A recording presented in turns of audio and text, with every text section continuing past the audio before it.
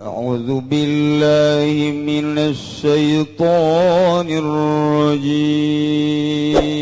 بسم الله الرحمن الرحيم يا ربي بالمصطفى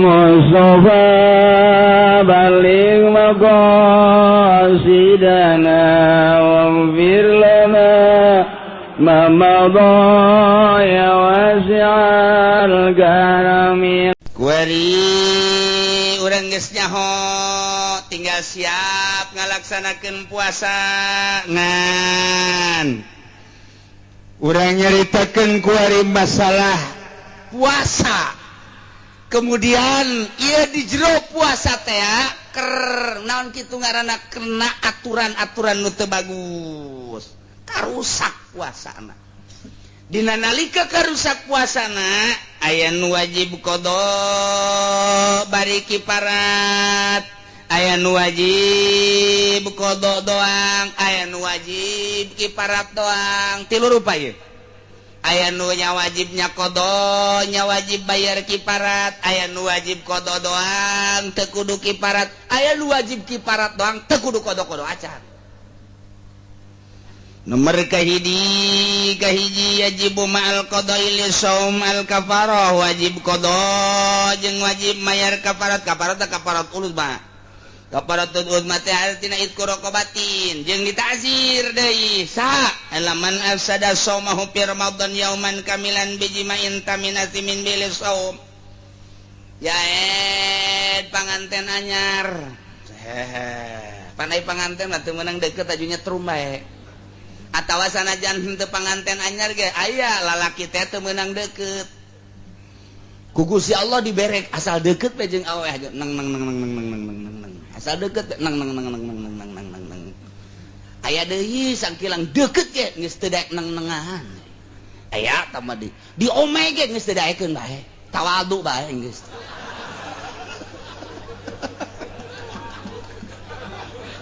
geus teu daekeun. Tamang guys dipencet hese diurut hese guys hese bae tamang guys khotam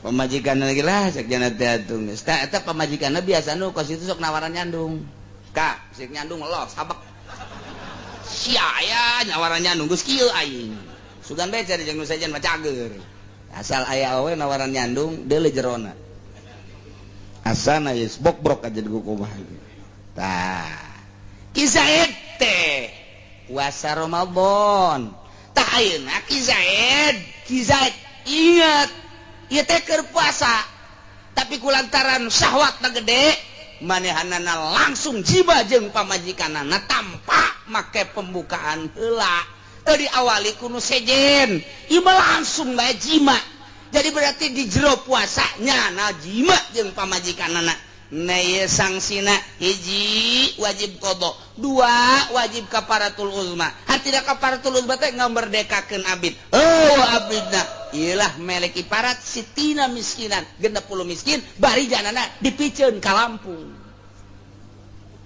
Lampung mah kuari itu bisa balik deui. Baheula mah abah teh mun nyonton pikeun ka Lampung. Eta teh kusebab hese balik deui ka dieu ti Lampung. Atuh kuari mah ti Lampung ka dieu komong ke mah bakal aya jembatan. Aduh, atuh geus Lampung mah. Wah, piceun geus ka ditu ka mana? Ka Medan. Atuh di Medan ge bari kudu. Kudu ka mana? Gunung Karang. Piceun ka luhur Gunung Karang geus lah nyana. Bebaskeun di sumur 7 di ditu habek. Tah eta teh mun aya hiji jelema jima ti beurang sing hade, perhatikeun. Saha bae?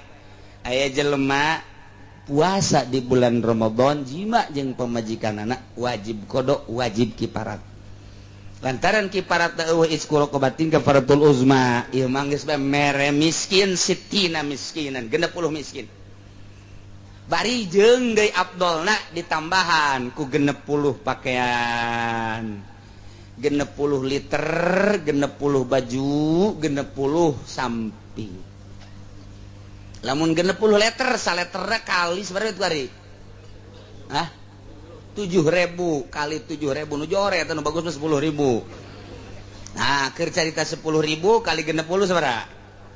600.000 baju nu layak pakai kira-kira hijina seperti 50.000 kali 60 berak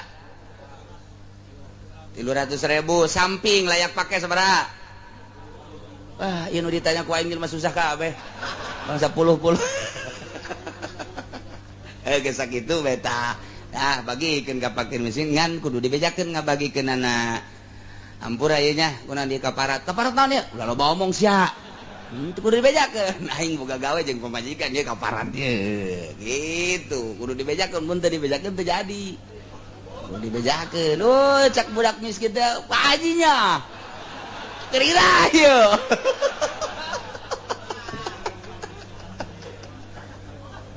aduh Gusti Allah gitulah kaparat wajibu ma'al qada al-imsak ieu mah keur carita imsak ya qada wajib ngodoan bari imsak ai puasa lain tapi status dan teu puasa ta eta teh aya genep rupa nomor kahiji nyana buka ngahaja-haja di bulan Ramadan teu puasa wajib qada wajib imsak kos nu puasa bae ka dituna mun ditambah ku terus bae barang dahar double dosana.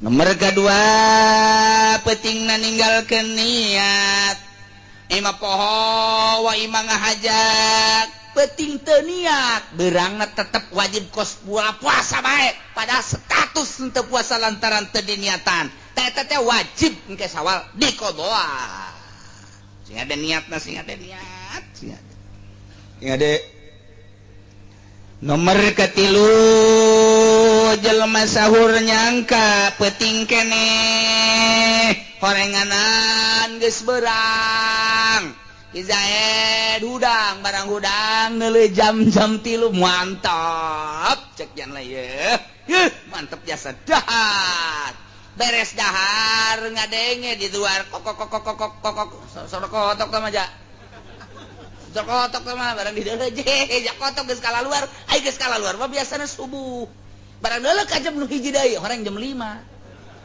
aing tadi sahur deuleu jam nu ieu horeng isdet ieu jam ieu jadi nyana tatanggelan ka jam bae dia nyana teh boga sangka bahwa nyana sahur penting kele ternyata geus kaberangan eta wajib bae kos nu puasa bari nyana teu puasa statusna berarti wajib qada engkena teu kaopat dibalikeun ieu mah abtarazonan gurub nyana keur kieu bae rada mendung setik aya lalai kala luar pan baheula mah lalai teh bisa diandalkeun baheula mah lalai bisa diandalkeun asal kaluar bae ti gowok berarti magrib eta baheula lalai ge konsisten hebat jasa kuari mah boro-boro lalai atuh jelema ge geus teu konsisten teu bisa diandalkeun kuari mah jelema teh da baheula mah asal jam 5 setengah genep ngampih pan jelema kuari mah pan kala luar jelema kuari mah masyaallah penting tilok aya warung nu buka mana aya warung penting buka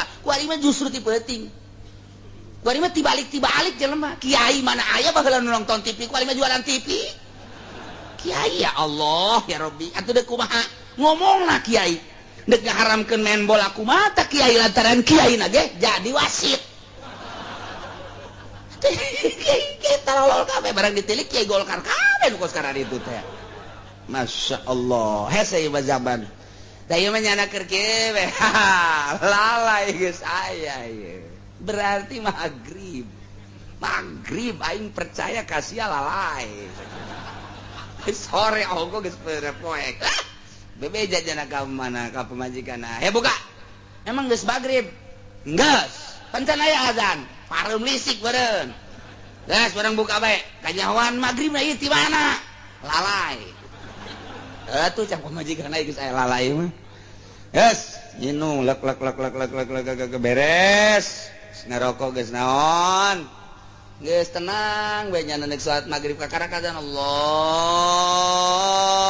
akbar ngaco teh budak adzan geus peuting jasa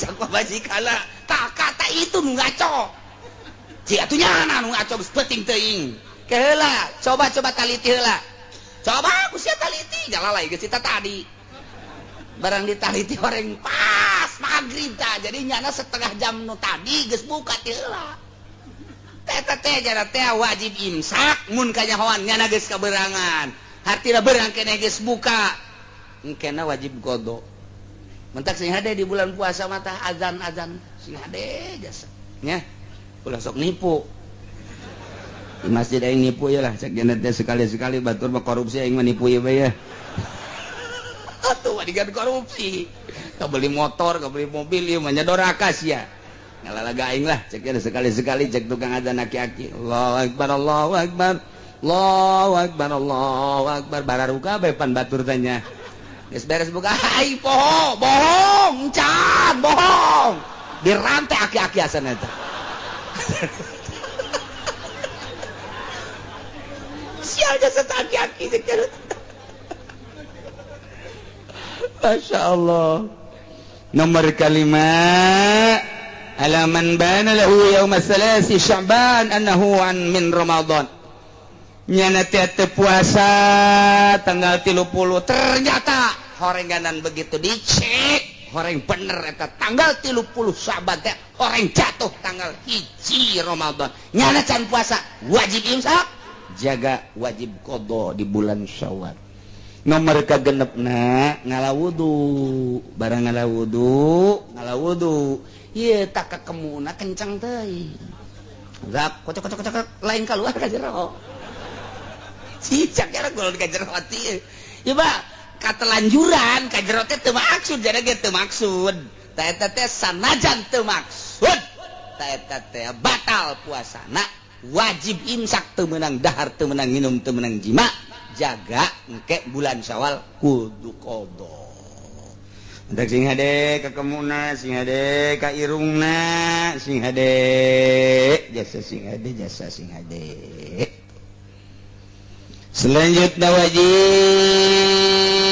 naon puasa pembatalan puasa kuari jelema keur puasa kemudian murtad pembatalan puasa jumlahna di dia aya 7 nomor kahiji keur puasa murtad keluar ti agama Islam naudzubillah min batal puasa nomor kedua helm awewe mah ieu berarti malaya lalaki mah helm awewe keur puasa keluar getih baik isuk-isuk atau atas zuhur atau asar batal bae puasana awewe lain lalaki kula sok inget bae dongeng ieu lain sababaraha kali ge eta mah kanyataan soalna tamu datang tadi dinyata begitu tamu ngobrol jeung pamajikan anak yuk pas zohor kula kacai beres kacai kula bebeja saya mau sholat dulu mbak ibu mau sholat oh saya lagi men oh ya nggak apa men mah nanya kalau lakina yuk kita sholat sana sama saya juga lagi men cekian ini mah naon meureun men eta aya lalaki men tungtung maka bawa sholat bae kukula eta ayo we lalaki men nongtot pol balik ge beureun tah mah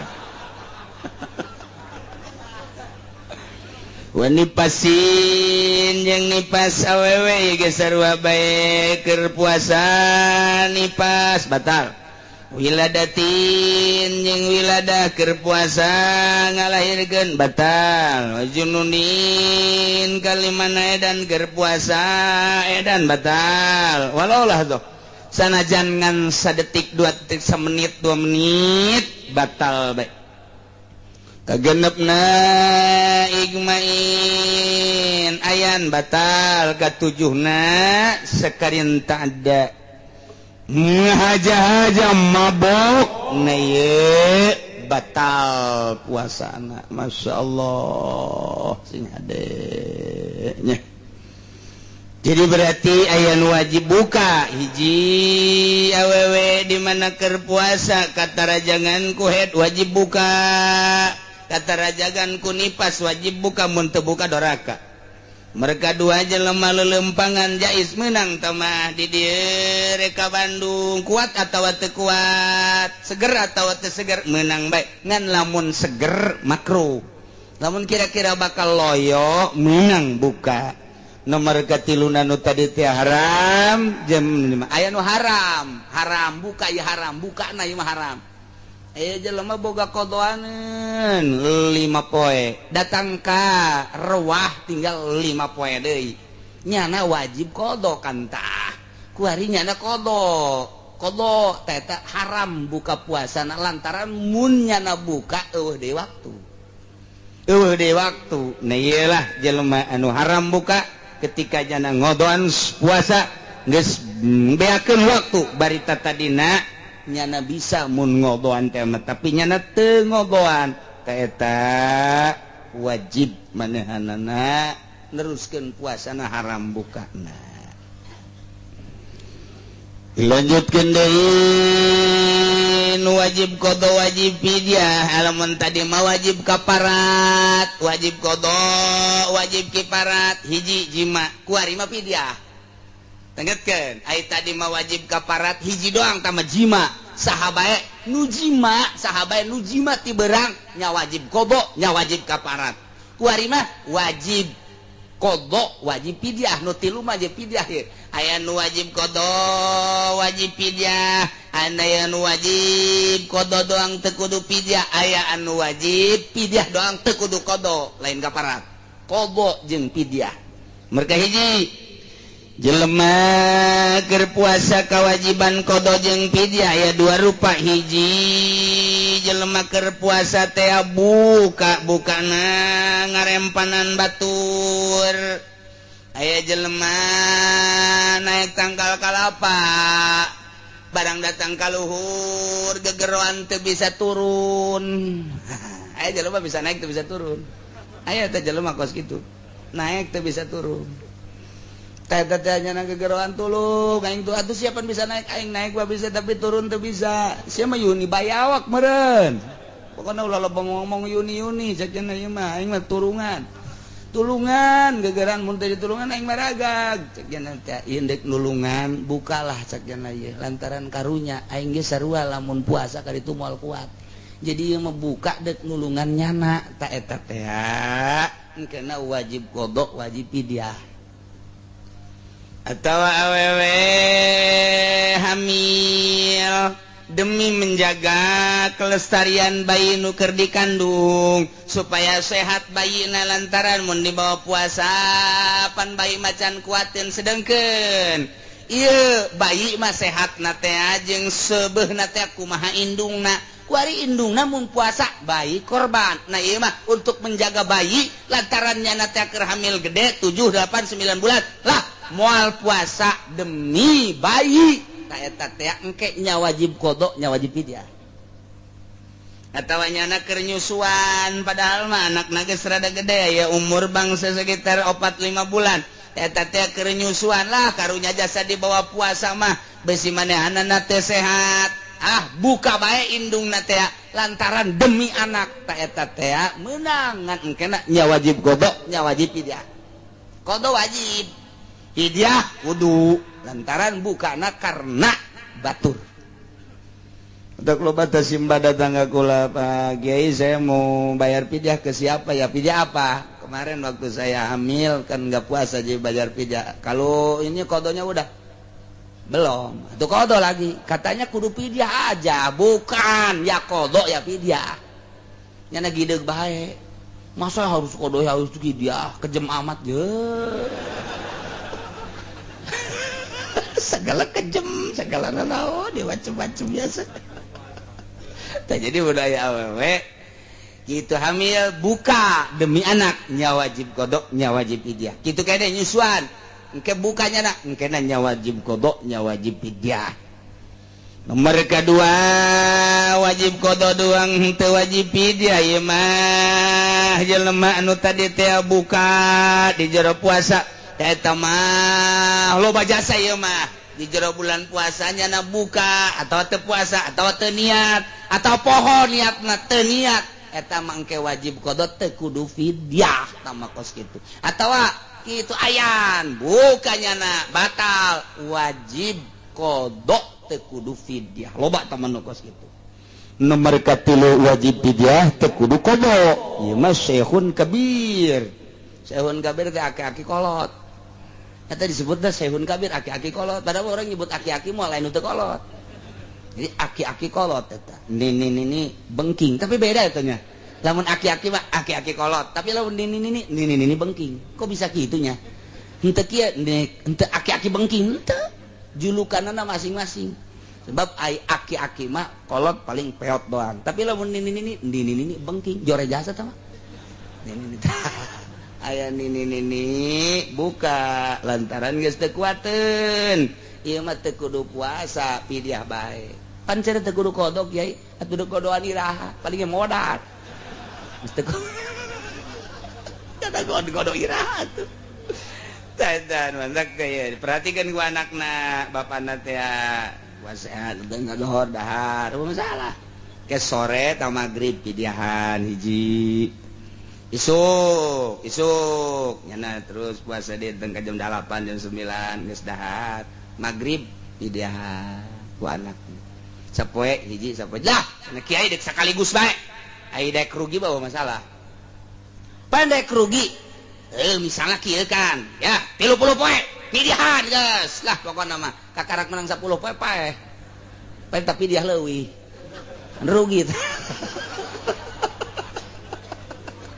rugi tah karena kurang 10 poe paeh 20 tah rugi pan ka ditu ieu beker cerita hitung ekonomi perekonomian bapak gitu untung rugi da kita rugi tak ka ditu tapi dia keur carita kos kitu aya sodaqoh mah geus bae jadi eta mah deuk sakaligus bae mangga dah midiahan bapak aing umurna geus 90 atau geus 100 tahun nya da geus teu kuateun puasa 30 liter beres atau bandek asal maghrib hiji oh masalah deuk kumaha ge masyaallah mak gitu atawa numuriang lagi sewa harapan cager setruk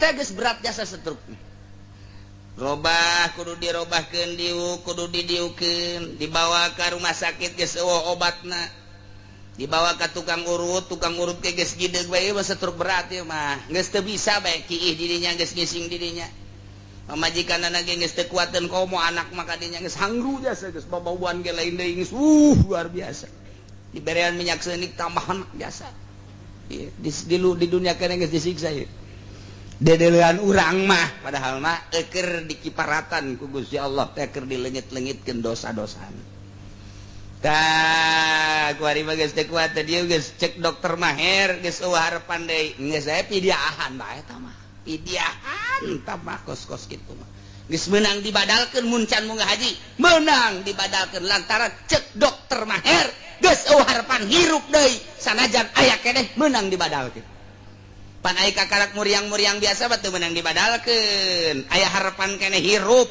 aya harapan keneh sehat teu meunang dibadalkeun ke geus paeh karak badak tapi nu setruk berat mah geus teu naon dibadalkeun tah ieu ge dipidiahan geus masalah nomor kaopat dan lawala artina lawala teh teu wajib qada teu wajib pidyah saya majnun jelema edan mah teu wajib qada teu wajib fidyah geus eta mah guar mukallaf engkena cenah teh kiai nu edan teh kumaha di akhiratna di deulem memeh edanna lamun memeh edanna nyana teh bagus ibadahna ka Gusti Allah di akhiratna sorga lamun memeh edanan nya teh mabok zina judi nah ieu mah memeh edan kos kitu kaayana neraka jadi jelema edan mah di deulem memeh edanna ibadah alamat memeh edanna maksiat bae cilaka masyaallah penyakit tupang berat-beratna adalah edan moal aya di jelema luhur nu edan moal aya rasul nabi edan moal aya wali edan moal aya eta mah kelas-kelas bangsa golkar nu araredan manukas kararitu sejelema nu teu nyaho kaler kidul eta edan anu utang-itungna korupsi bae eta emang sabaraha nu edan itu di gubernuran bae nu edan sabaraha edan teh stres saya nu nyekelan HP bae kikian bae ditanya hehe tanya hehe wah di gubernur ada bang kumaha itu ih itu kok mau di ditu mah di luhur di daya loba jasa Masya Allah karim terakhir nayalah anu teu batal kaasupan perkara kaasupan ain dunia kajero beteung teu batal naon eta nu teu ngabatalkeun teh aya 7 rupa nomor kahiji poho sanajan sababaraha kali nginum jeung dahar ai pohoan mah teu batal nomor kedua bodoh taeta sanajan sababaraha kali daharna jeung nginumna lantaran bodoh makdur teu batal nomor katilu dipaksa tita dahar tita nginum direjeng urang teh diasupan sangu diasupan roti cai kopi jeung sajabana teu batal nomor kaopatna jerian nirekin bima baina asnanihi wa qad ajazaan majhili uzrihi nerei cidu anu selalu ngalir di sungut urang teu batal sing hade ieu loba jasa ieu masalah ieu ciduh keur puasa teh keur puasa ta ciduh teh ditereuy sing hade aing ngaji bae mantak urang ngaji bae nyaho ulah ieu mah ka masjid bawa tampolong ka masjid bawa tampolong tenden di dieu bismillahirrahmanirrahim Masya Allah tanya ke orang mang ulang eta cidu bae teu meunang eta jang naon ciduna magrib jang buka engke sing ada tak biasa bae kos urang teu puasa ieu mah anu puasa kieu bae di bale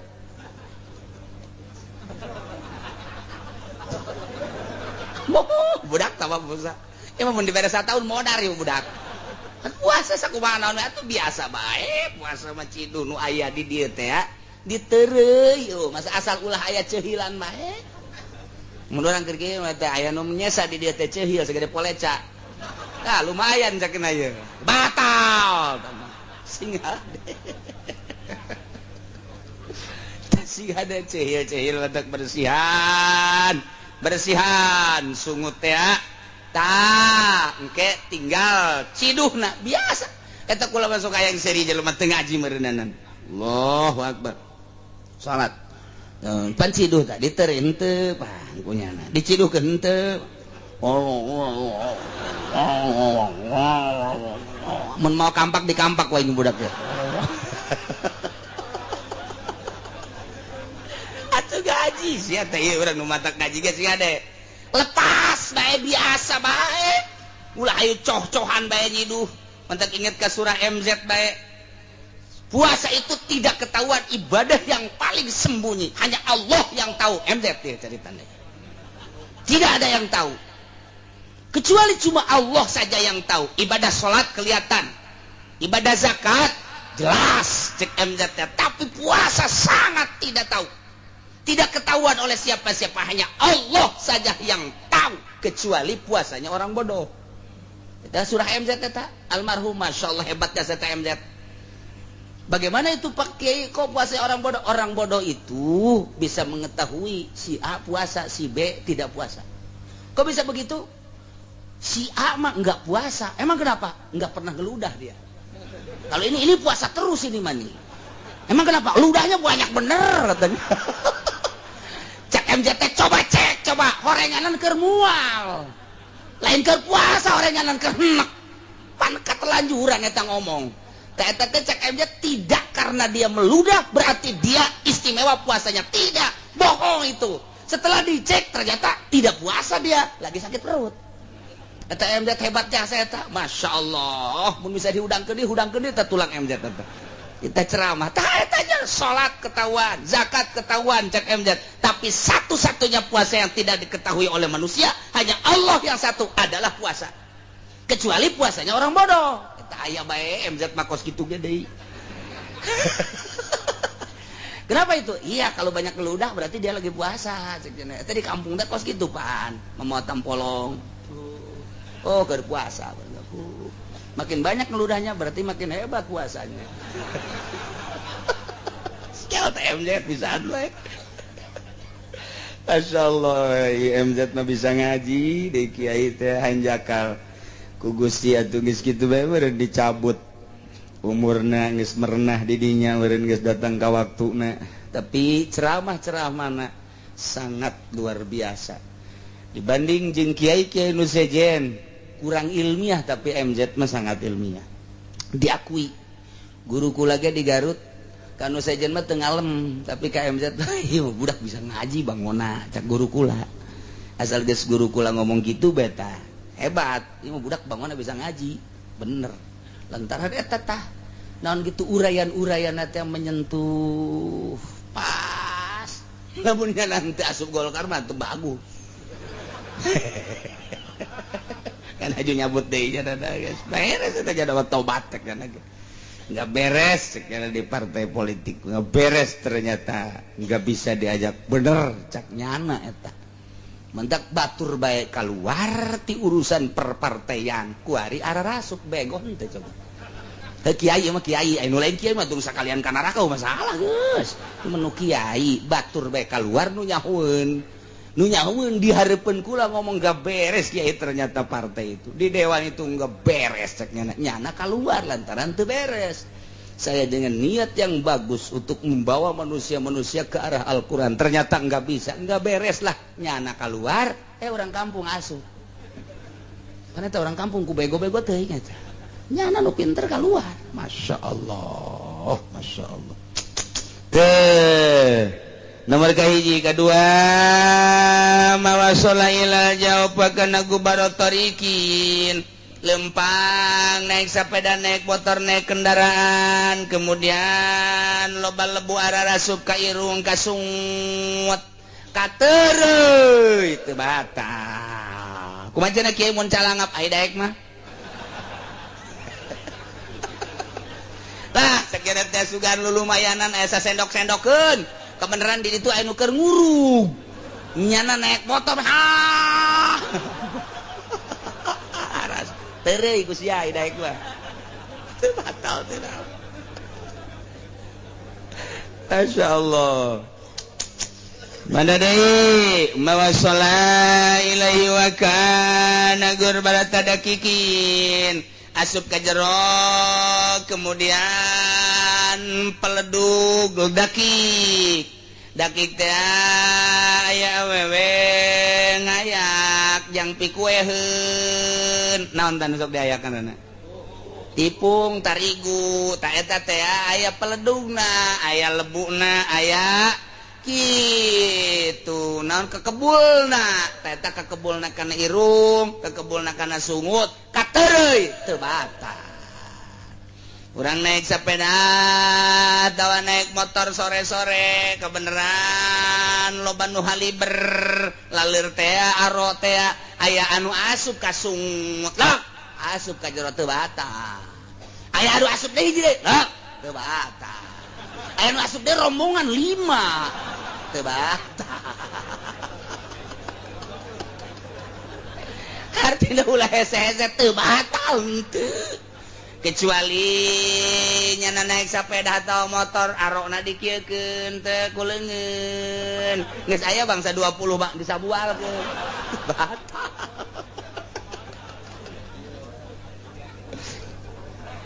Masya Allah tuh gitulah geus jelas jasa ieu soal puasa. Tinggal urang ngabebenah masalah puasa iraha ye kiai puasa dilaksanakeunana nurutkeun ceuk ahli hisab iraha. Sebab wajib dilaksanakeun puasa Ramadan teh di mana-mana aya tanda salah sahiji tinu 5. Mereka hiji puasa Ramadan wajib dilaksanakeun teh bikamali Syaban salasina yauman sempurna bulan Syaban 30 poe istiqmal ngaranna. lantaran tanggal Islam tanggal 30 hiji maka ketika eta bulan Syaban geus 30 geus teu kudu utang hitung deui isukna langsung puasa bae teu kudu ru'yat teu kudu dihitung ngitung ulang bulan Syaban setelah dihitung istiqmal teh sempurna 30 hari Ramadan teu kudu dihitung Ramadan teu kudu diru'yat asal geus Syaban 30 poe isukna langsung Ramadan bae sebab tanggal 30 hiji teu kudu hese-hese sabenerna mah puasa mereka dua biru'yatil hilal pihakiman ra'ahun neuleuh hilal neuleuh bulan sabit bagi jelema nu neuleuh sanajan pasek kizae tukang bobok tukang tarok tukang ngaluhurkeun androk aduh taya kizae teh kaberenehan neuleuh bulan nyana itu baca bulan baginya nu leuleuh kana eta bulan wajib bae puasa kajian teuing batur encan wajib bae sebab jana dibere leuleuh ku Gusti Allah wajib puasa nomor katilu bisubutihi bihakiman lam yarahu bi adli syahadah aya jelema neuleuh bulan laporan ke pemerintah kemudian dicek ke pemerintah dari mana kamu saya Cikupa siapa nama kamu saya Syarifuddin apa kerjaan kamu saya ngajarin anak-anak waduh mantap kehidupan kamu maisha apa ya kadang-kadang di pasar Pak waduh bener terus kamu lihat bulan bagaimana saya lihat itu bulan dicek ku pemerintah keadilanana adil syahadah teh berarti lain awewe aya adil riwayah dipikih mah aya adil syahadah ieu adil syahadah berarti teu pasek ieu teh jelema teh bisa diterima ku pemerintah saha bae asal nu adil jujur syahadah terima umumkeun ku pemerintah ulah hese-hese ngan syaratna kudu syahid hisbah artinya syahid hisbah teh saksi karena Allah ulah dibayar ku pemerintah jeung ulah aya unsur-unsur jeung trik-trik nyanana lillahi ta'ala abdi ningali bulan bahkan saksi abdi ningali bulan aya ieu mah lillahi ta'ala teu hayang dibayar cek heula kana kajujuran jeung keadilanana jangan kedu tanggung jawab di akhirat setelah dicek bener iya pemerintah kudu nurut gitulah di negara Islam tuh ulah aya sidang isbat sakumaha sidang DPR nyaritakeun sidang isbat teh suara terbanyak berarti teu ngaraji tak urang NU tah ngaji heula dek sidang ulah disengserikeun tarolah ku urang Indonesia mah disengserikeun dia masalah tapi urang Malaysia pan yang serikeun kok sidang begitu ya orang Mesir pan misrok yang serikeun orang Arab yang serikeun sidang kokos kitu sidang isbat teh ya taruh di Indonesia mah geus emang henteu gablek ka isin ya tapi di luar mah yang serikeun sidang isbat kos kitu amat kos lalagaan tah iya aya anu mere habar ka pemerintah saya melihat bulan siap saya disumpah cek saya tidak bisa sebab kamu tidak ikut dalam tim sedangkan tim teh kapan loba kepentingan di jero tim teh dihususkan teu meunang aya nu sejet nu matak Muhammadiyah marudah teu iluan di jero nu matak HTI marudah teu iluan di jero khusus kudu orang-orang NU sedangkan Gus Dur geus ngomong kenang-kenangan terakhir Gus Dur lamun urang ingat aya rombongan NU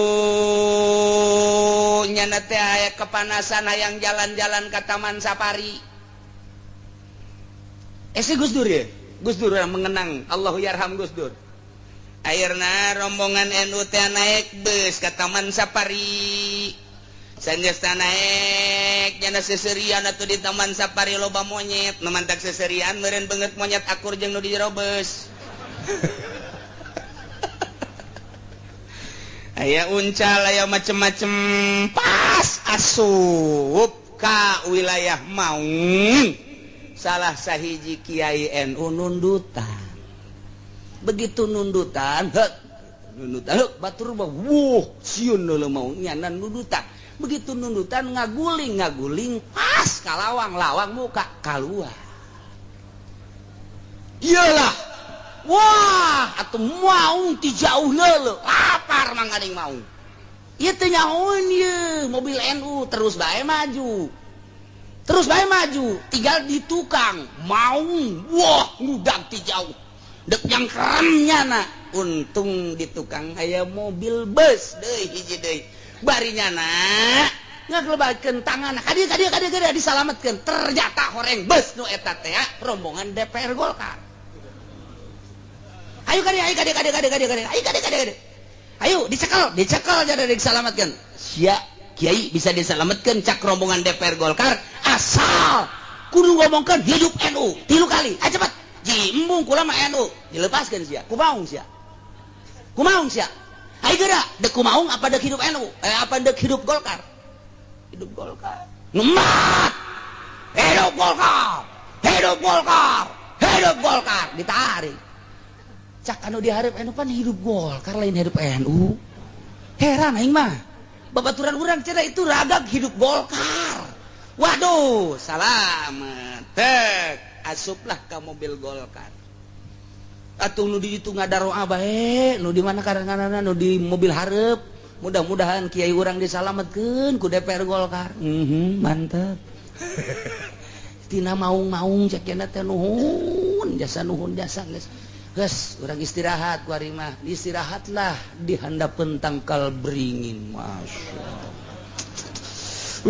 Kiai NU jeung DPR Golkar atuh istirahat tangkal kayu gede geus ratusan tahun pohon beringin. Didinya ngobrol lantaran tangkal kayu teh eta geus puluhan tahun ratusan tahun aya hantuan. Timbullah hantu. Sanggeus timbul hantu berat. DPR Golkar dinasehatan ku Kiai enggak usah takut, kami kan rombongan Kiai NU ceknya enggak usah lari-larian, tenang, ini pohon pengaman, yang penting saya berdoa, cuman tolonglah untuk berdoa beri saya lisong. Oh ya lisong ceknya nanti, dan perangkat lisong disebutkan naon karena ancak.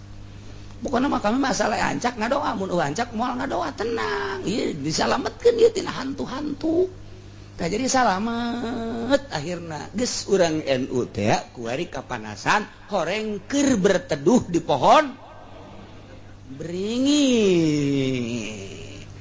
Daek salamet kula mah eta kos kitu jasa. Eta Gus Dur masyaallah memeh maot kunaon nyeun kelakar seperti kitu horeng bukti jasa. Guys kadieuna atuh baheula mah NU ngome Golkar, kuari mah Golkar ngomean NU. Lain ngome, beda ngomean jeung ngome. Jadi kuari diome NU teh ku Golkar. Atuh ai urusan politik belos, urusan ekonomi mah los, tapi urusan ibadah mah atuh teuing teuing. Sedangkan Golkarna diplot ku Amerika.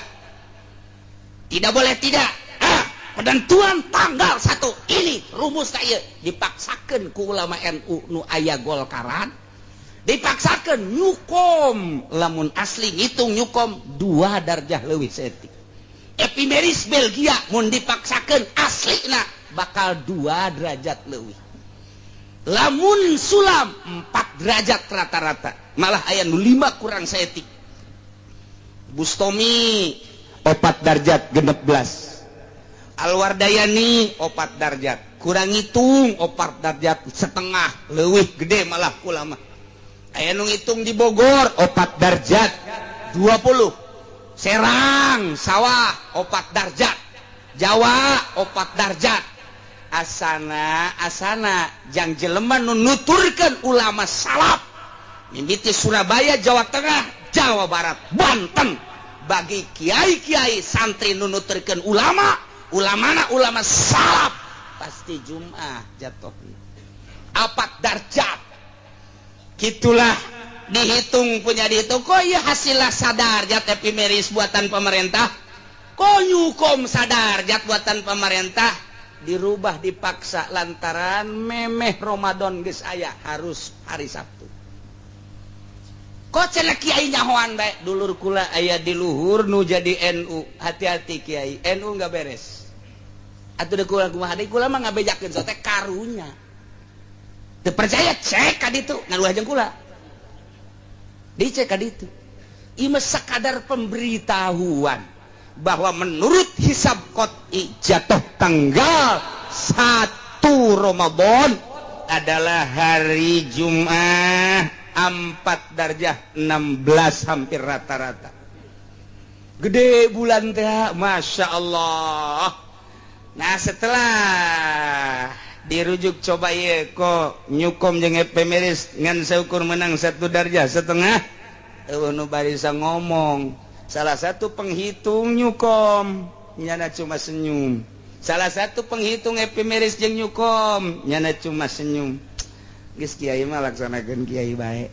Iyalah aya satu rahasia di balik eta untuk memperkuat Golkar, NU berani seperti eta. Ih sing hade tah Gus Dur teh seperti itu, Masya Allah. Terek ngajakan poe Jumaah dengekeun bae pemerintah sesuai jeung keyakinan nu mantak dina minggu ieu aya kiai ti Serang aya ngadengekeun langsung melalui muridna kuari. Di Pandeglang aya muridna nu kuari langsung ngadengekeun. Cirebon bebeja ka kula keur poe Jumaah isuk-isuk. Kiai di ditu rek ngadengekeun aya muridna kuari ka dieu. Termasuk Bekasi nu bebeja ka kula. Mohon Pak Kiai, saya ingin mendengarkan langsung surahan Pak Kiai. Jadi nyana dek marilu, kata cakula teh atuh geus bae milu ka ditu enggak cak nyana. Saya dapat bocoran, ini enggak beres. Masya Allah. Enterek ngajak cuma cerita tentang hisab qot'i buatan ulama Kiai Mansur Jakarta. Kula ngaji di Kiai Jazuli, Papih Cipanas. Ngaji deui kula di Kiai Kubang Izudin eta sarua murid daripada Kiai Mansur. Ceritana naik sepeda di Cipanas, naik sepeda di Cianjur ke Jakarta ngaji ilmu hisab. Setelah mahir nu kuari rubu-rubu aya di berbagai pondok pesantren khususna Jawa Barat dan sekitarna buatan Izudin Kubang kabeh moal aya kaluar ti dinya. Eta ku maher-maherna kula pernah nanya ka ditu ka anakna kumaha kuari soal ru'yat baheula mapan abah ceuriknya abah teh dipapag ku pamarentah titah ru'yat untuk umat secara nasional. Kiai Papih Jazuli dipapag ku pamarentah ti Jakarta mun Kiai Izudin ti Bandung lumapagna mun Papih ti Jakarta untuk ru'yat hasilna teu pernah meleset. Kuari teu pernah ditanya ge henteu padahal nyana siap jasa untuk ru'yat membawa bendera ulama tapi teu pernah ditolelir lantaran geus aya nu leuwih istimewa menurut kiai-kiai modern. Silakan masalah. Cuman tetep bae kula mah bangga dengan Habib Rizik. Habib Rizik teu pernah ngomong loba omong, tapi ketika ngadenge bahwa hisab qot'i sekian derajat tungguan coba ru'yatna, ru'yat cakung, ru'yat nyana Habib Rizik memberitakan puasa. Habib Rizik ketika lebaran teu loba omongnya nama teu pacekcok Habib Rizik mah. Ketika bagaimana perhitungan nana setelah imkan ru'yat tunggu cakung, begitu ru'yat soda buka Habib Rizik. HTI gitu kene perhitungan, begitu perhitungan imkan ru'yat tunggu coba di mana yang ada yang ru'yat, begitu yang ru'yat HTI membawa bendera ulama ru'yat sudah buka atau puasa. Lantang-lantang nyana leuwih nyaho urusan negara tapi nyahana berseberangan. Ieu mah ibadah cek Habib Rizik, ieu mah ibadah cek kelompok HTI. Urang tanpa melihat NU jeung Muhammadiyah urang ngitung kuari jeung urang ngaji hasil hitungan Jumat 4 derajat lebaranana hari Minggu derajatan hese jasa ku luhur-luhurna. Poe Minggu teh derajatan ge sompral jasa tak ulama. Jadi lamun engke lebaran poe Minggu derajatan tanyakeun ka tukang ngitung. tanyakeun ka tukang hitung derajatan tawa hese jasa lantaran itimana Jumat Sabtu Minggu mah geus sakumaha meureun. Nah engke bakalna urang puasa teh lamun puasa Jumat Sabtu Minggu Senin Salasa Rebo ulah ngitung-ngitung di Senin heula lamun Senin baya Senin Salasa jero ngahenen ka rasa jero.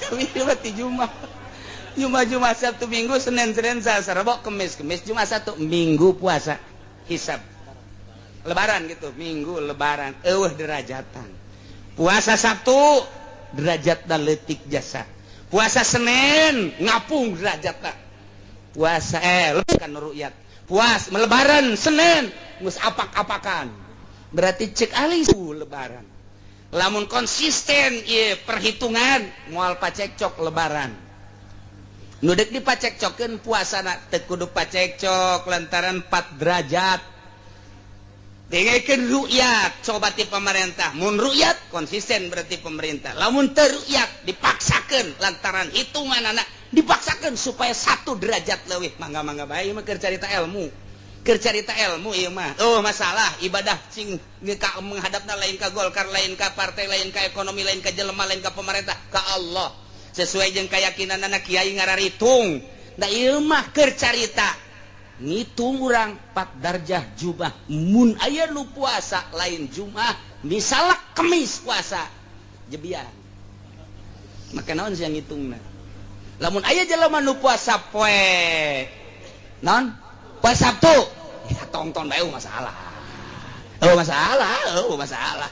sebab eta aya pamimpinna engke memaksakan corong bule sakitu bae mah keur carita ilmu nak kuari ti Jawa Timur geus aya setengah bulan ka tukang geus aya anu ti Kendal geus aya anu ti Kediri datang nanyakeun bagaimana kiai secara rahasia kok kita ngitung besar alhamdulillah kula ieu leutik-leutik ge kuari alhamdulillah loba nu ngarujuk ti Jawa Timur ti Jawa Tengah masyaallah kula ge kadang-kadang sedih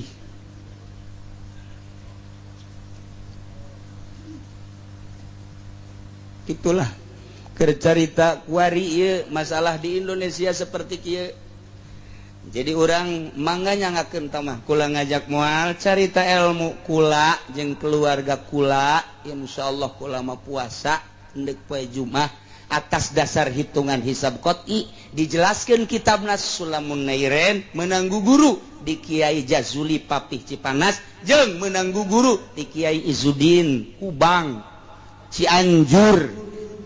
Tah gitulah carita soal tanggal hiji Ramadan tahun ieu lebaranana insyaallah poe Minggu.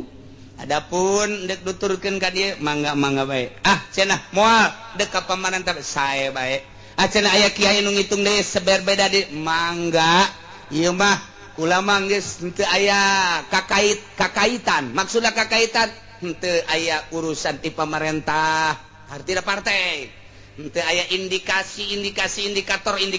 teu aya berbau partai berbau organisasi henteu endek ngaluhurkeun NU teu endek ngahandapkeun NU teu rek ngaluhurkeun Muhammadiyah ngahandapkeun Muhammadiyah ja NU luhur sote baheula di zaman Ki Hasyim dibawa jujur jeung lurus maju sorangan NU maju teh dibawa ku Gus Dur jujur jeung lurus henteu kudu dihayu-hayukeun NU maju tapi mundur ternyata di jerona masyaallah kuari aya perjanjian kamu bisa dipilih di situ jadi ketua asal kamu masuk Golkar kamu masuk di situ silakan asal Golkar dukung masa NU kos kitu mun kula jaritakeun kiai nu kuari aya perjanjian kitu sebagai pengkhianat NU meureun kasar teuing tapi ternyata seperti gitu tanyakeun geur ngaku atau teu ngaku lain masalah tapi kos gitulah keberadaan anak lantaran kula lain sambarangan kula boga dulur di daya nyawa sia daya anu bener-bener meles NU na anu selalu ka kula teh ngajakan di zaman Gus Dur ngaharewa Gus Dur ngomong ka kula dukung NU Ki Hasyim pernah nyarita kering akan tokoh di NU mari kita sama-sama di NU siap cak kula teh tetapi seperti kieu tah keberadaan NU na ditalian ku Demokrat ditalian ku Golkar mangga-mangga bae teh mah selama nyana ngarasa aya manfaat aya kepentingan ngan urang dek ibadahna ka Allah tanpa aya gantar ka kaitan teu ngajak ulama sakadar ngainformasikeun ge ala kadar hungkul mun dicaritakeun hiji detil-detilna meureunanan itunya gitu muqawamus syamsi wa huwa mawdi'uha fil buruj minal buruj waqtal itima wa huwa aidan mawdi'ul qamar fi dzalikal waqti asy-syamsu wal qamar waqtal itima dan selanjutnya insyaallah hitungan ti zaman almarhum Abah kula